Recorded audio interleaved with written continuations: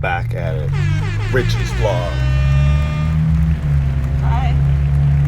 Headed to Richie's Avondale. I'm gonna check the crew out. And today's vlog is gonna be focused on menu pricing. But before we do that, we're gonna say hi to the crew, check on them, do all that good stuff. And what else? Anything else? No, just see how they're doing, see what their needs are, and that's the main thing.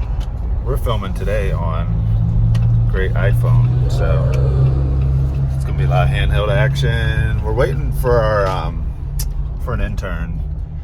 We've got a good candidate, and so once we have that, then you won't be having me hold the camera as much. But until then, iPhone it is. We're gonna check to see if they're working. Or they hardly working?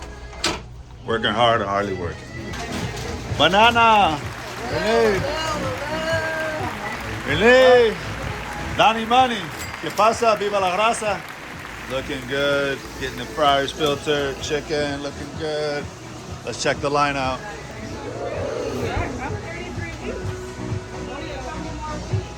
What's up? What's new? What's new? You already know. We here with Richie, serving up the chicken. Yeah. All right, we rocking this out today. Looking nice and lovely here. Got the spot. Chicken nice. Just bust out a couple orders. Had to show them how it's done, old school style. They don't think I know what I'm doing, but I do. Did you? Their POS is on airplane mode. How's it doing airplane mode? I have no idea. Well, it doesn't matter if it's on airplane. It's probably doesn't use Wi-Fi. It's probably this bald head guy right there. I ain't bald. All right, we out. We headed to your sister's restaurant, Coleraine. All right, we by Coleraine. Always great to see the crew. Just had a bunch of deliveries. All right, here it is right there, heaven. Sanakia, what's up, Hope Face Killer? She didn't greet me today. I said hi. This is her first week, all mornings. She the morning manager. Look at her. Won't even say hi. Hi, boss. I apologize. Am I important? I'm not important anymore? No, my job is. No. Your job is to make people feel good. Yeah. And I don't feel good right now. But the thing is, I don't feel good. I don't feel like you care about me. I gotta keep money in your pocket. No, it ain't about the money in my pocket. It's about feeling good. All right, Richie's fam. Today we're going to talk about pricing, menu pricing. The reason we're talking about it, it's been 2 years since we've done a last price increase, and it's about that time. So the question is, why haven't we done it in 2 years? I don't know if you may or may not know, restaurants tend to do pricing like once a year, but some are aggressive. You might go to Starbucks and they do pricing like 2 to 4 times a year. And really it's to keep pace with inflation, right? So you want to make sure that you're competitive with other restaurants out there, but you also want to make sure you can pay your employees, pay your suppliers, and make sure you have something left over for yourself. So that's why we're doing it. That's why most restaurants do it. Ideally, you reprice every year. We waited 2 years. Our last price increase was in September of 21. So almost exactly 2 years. Why did we wait? So initially we were planning to do our menu repricing once we remodeled the store. Unfortunately, we've had some delays and that didn't happen. So with those delays, we, haven't repriced our menu. The other thing that happened was last year, even though our 8-piece chicken prices, so the 8-piece is your breast, wing, legs, and thighs, even though that price went up significantly last year, our party wing prices actually went the opposite way.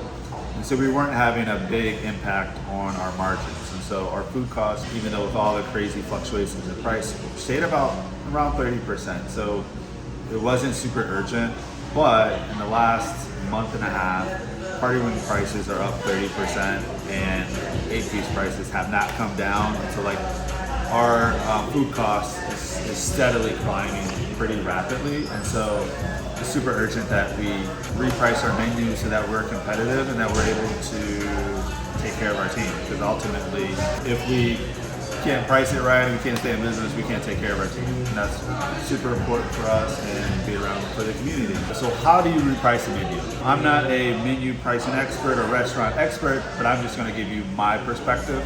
So there are two main ways to look at pricing your menu. One is, I would call a top down, and one a bottoms up.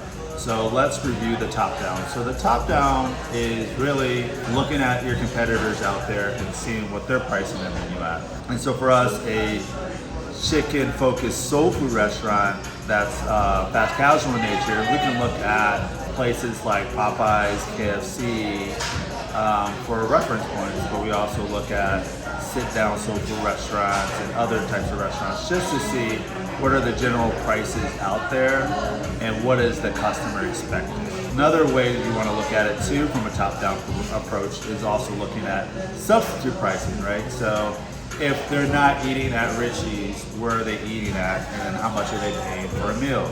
So that could be looking at pricing for a meal at Chick-fil-A, Chipotle, Panera, or other types of, Five Guys, or other meals that would be a replacement for eating at our restaurant. When you do the top-down approach, it's important to understand how you're perceived in the market. Are you perceived as like a quality player? Are you perceived as a low-cost player?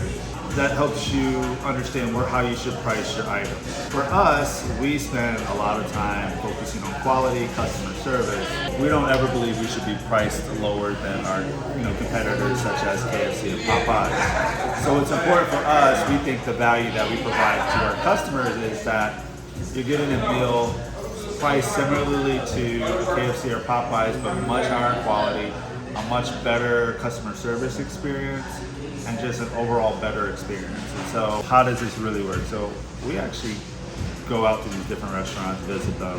Sometimes we try their food, sometimes we don't, but we're looking at their pricing, how they're pricing the chicken, the size of it, all of that sort of thing.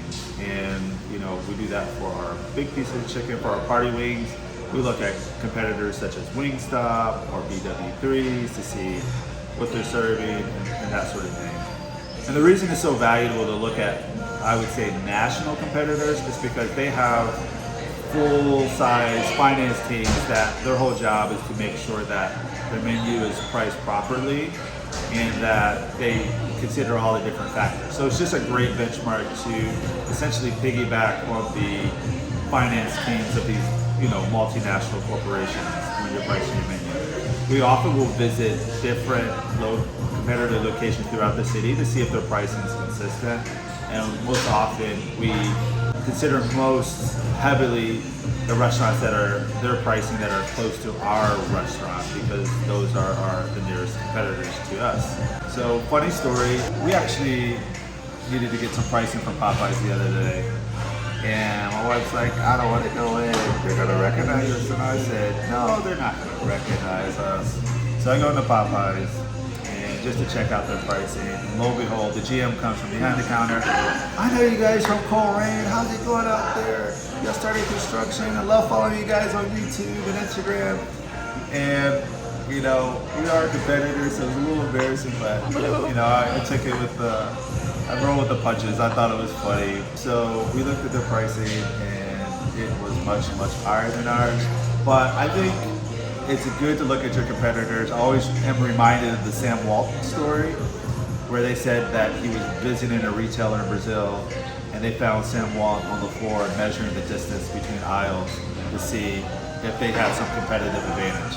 So if Sam Walton can visit competitors, so can we. We're not in his class in terms of entrepreneurship and business, but hey, we're working to get there. So we think that is great to visit competitors, understand what they do. Now, the other way to price your menu is bottoms up. When we say bottoms up, we mean looking at your food cost. What does it cost you to make a food item, right? So once you price all the things in, all the ingredients, you really want to be at about a 30% food cost. A shorthand for it would be once you know your base cost, multiplying by 3 to kind of get your retail cost. So you really want to be around 30% or less. Now, one thing that I will tell you, even though you're pricing against competitors, you still want to look at that bottoms up to make sure that the items that you're selecting, you may be trying to price like them, but they have purchasing power that you don't have. So it's important to make sure that you're not trying to price like your competitors, but your food costs aren't in line, because ultimately you'll lose a lot of money that way. Another reason to do a bottom up is you just don't have good comps. So our fish, we don't have a good comp in the city. It's pretty unique what we do. We actually get whole pieces of fish in there with the heads removed, and we cut the fish open and spread it out. And so you actually have a whole piece of fish, the guts removed, heads removed, but it's like something that you would get if you were down south or you were fishing in, and people love it, but there's just no good comps for it. And so for that instance, we're going to use a bottoms up approach to make sure that our pricing is in line and that we're making a profitable menu item. For our mac and cheese, the mac and cheese food cost is one of the highest items. Milk, cheese, all that sort of thing. Super expensive, and so we often use bottoms up for that, just to make sure that we're in line, that we're making profitable menu decisions. So hopefully that was super helpful on how to menu price, why you menu price. When we talk about, a lot of people have an aversion to raising menu prices. They feel very just uncomfortable about that conversation with customers and all of that. And what I would tell, my advice to other restaurateurs would be focus on creating value, right? Not so much on the price. Are your customers getting a quality product at a good price, not a okay product at a cheap price? So that's what we really focus on. And then also, if you don't price your menu correctly, you can't take care of your team, and they're the lifeblood of your company. So that's the other focus. And then lastly, the way we think about it is staying in business is taking care of your customers. If ultimately you don't price your menu where you can be a viable business, is not helping anyone, because once you're gone, other people are going to miss your product. So we think that is something to do. For us, we're going to really focus on going on a yearly basis so that we don't have such a huge jump in price.